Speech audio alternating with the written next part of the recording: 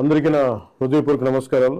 ఈరోజు ప్రతి పౌరుడికి సంబంధించిన ఒక ముఖ్యమైన విషయం గురించి మాట్లాడాలనుకుంటున్నాను. Freedom of speech and expression అనేది మనకి రాజ్యాంగం కల్పించిన ప్రాథమిక హక్కు. ఆ హక్కుని నేను గౌరవిస్తాను, ఎన్డీఏ ప్రభుత్వం కూడా గౌరవిస్తుంది. సోషల్ మీడియా ఇప్పుడు మన రోజువారీ జీవితంలో ఒక భాగం అయిపోయింది. మన అభిప్రాయాలను చెప్పడానికి, ప్రజా సమస్యల్ని ప్రభుత్వ దృష్టికి తీసుకురావడానికి, ఒకరితో ఒకరు అనుసంధానం అవడానికి, ప్రభుత్వాన్ని ప్రశ్నించడానికి ఇది ఒక శక్తివంతమైన వేదిక. కానీ మనం గుర్తుంచుకోవాల్సిన ఒక ముఖ్యమైన విషయం ఉంది. ఫ్రీడమ్ ఆఫ్ స్పీచ్ అనేది పూర్తిగా అపరిమితమైన హక్కు కాదు. దానికి కొన్ని పరిమితులు ఉన్నాయి. ఒకరి హక్కులను మరొకరు ఉల్లంఘించే స్థాయికి వెళ్ళినప్పుడు, ఐ రిపీట్, ఒకరి హక్కులను మరొకరు ఉల్లంఘించే స్థాయికి వెళ్ళినప్పుడు చట్టపరమైన పరిణామాలు తప్పవు. భారత రాజ్యాంగంలోని ఆర్టికల్ 19 క్లాస్ 2 ప్రకారం దేశ సమగ్రత, జాతీయ భద్రత, ప్రజాశాంతి, మర్యాద, నైతిక విలువలు, పరువు నష్టం, నేరాలకు ప్రేరేపించడం వంటి అంశాల్లో రీజనబుల్ రిస్ట్రిక్షన్స్ ఉన్నాయి. సింపుల్గా చెప్పాలి అంటే ఫ్రీడమ్ ఆఫ్ స్పీచ్ అంటే ఫ్రీడమ్ టు అబ్యూస్ కాదు. Again I repeat, freedom of speech does not mean freedom to abuse. ప్రభుత్వాన్ని విమర్శించే హక్కు మీకుంది, మమ్మల్ని ప్రశ్నించే హక్కు మీకుంది, మా నిర్ణయాలతో విభేదించే హక్కు మీకుంది. అదే ప్రజాస్వామ్యం, దాన్ని మేము స్వాగతిస్తాం.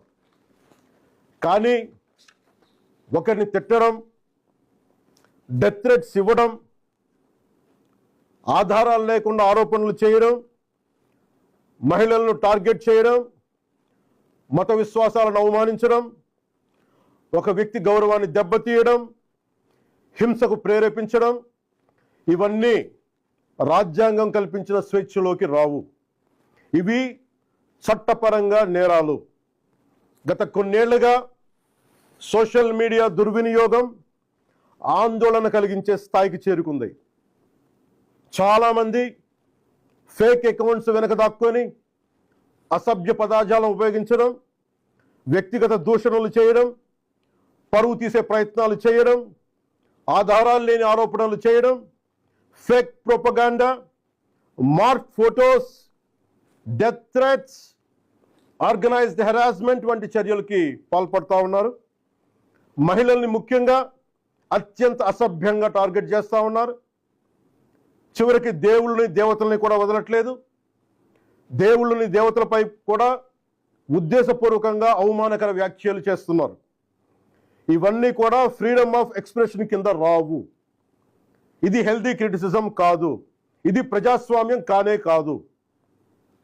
ఈ సందర్భంగా ఒక విషయం చాలా స్పష్టంగా చెప్పాలనుకుంటున్నాం. Constructive criticism, fair comment, satire ఇవన్నీ ప్రజాస్వామ్యంలో భాగమే.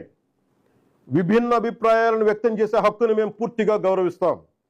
కానీ malicious fake campaigns, hate speech, criminal intimidation, cyber harassment, organised abuse, ఒకరి పరువును ఉద్దేశపూర్వకంగా దెబ్బతీయాలనే ప్రయత్నాలు, ఇవన్నీ ఫ్రీడమ్ ఆఫ్ స్పీచ్ పేరుతో సమర్థింపబడవు.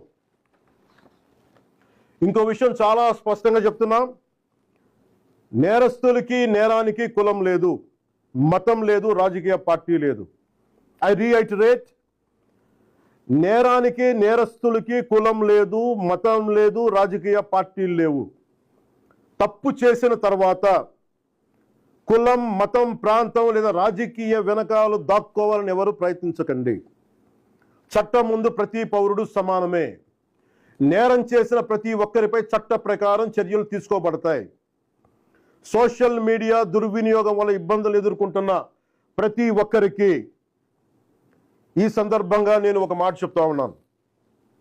మీరెవ్వరూ ఒంటరి వారు కాదు. మీకు ప్రభుత్వం అండగా ఉంటుంది. డిప్యూటీ చీఫ్ మినిస్టర్ ఆఫీస్లో సోషల్ మీడియా దుర్వినియోగానికి సంబంధించిన ఫిర్యాదులు స్వీకరించేందుకు ప్రత్యేక వ్యవస్థని ఏర్పాటు చేయబోతున్నాం. స్క్రీన్ షాట్స్, లింక్స్, వీడియోస్ లేదా ఇతర డిజిటల్ ఎవిడెన్స్తో ఫిర్యాదు చేయవచ్చు. ప్రతి జెన్యూన్ కంప్లైంట్ను పరిశీలించి సంబంధిత అధికారులకు పంపించి చట్టపరమైన చర్యలు తీసుకునేలా చేస్తాం. అలాగే పదే పదే ఫేక్ అకౌంట్స్ ద్వారా దుర్వినియోగానికి పాల్పడుతున్న వారిని గుర్తించి వారి వివరాలని ప్రభుత్వానికి అందించాలని బాధ్యత గల పౌరులుగా కోరుకుంటున్నాను. ఇది కేవలం ప్రభుత్వ బాధ్యత మాత్రమే కాదు, మీ అందరి బాధ్యత, మనందరి బాధ్యత. ఇలాంటి నేరాలకి పాల్పడిన వారిపై భారతీయ న్యాయ సంహిత BNS, భారతీయ నాగరిక్ సురక్షా సంహిత BNSS, ఇన్ఫర్మేషన్ టెక్నాలజీ యాక్ట్ 2000 మరియు ఇతర సంబంధిత చట్టాల ప్రకారం కఠినమైన చర్యలు తీసుకుంటాం. కేసు స్వభావాన్ని బట్టి BNS section 351 death threats, criminal intimidation, anonymous threats. BNS section 352 ఉద్దేశపూర్వక అవమానాలు, గొడవలకు ప్రేరేపించే వ్యాఖ్యలు. BNS సెక్షన్ 353 తప్పుడు సమాచారం, రూమర్స్, పబ్లిక్ మిస్చీఫ్కి దారితీసే పోస్టులు.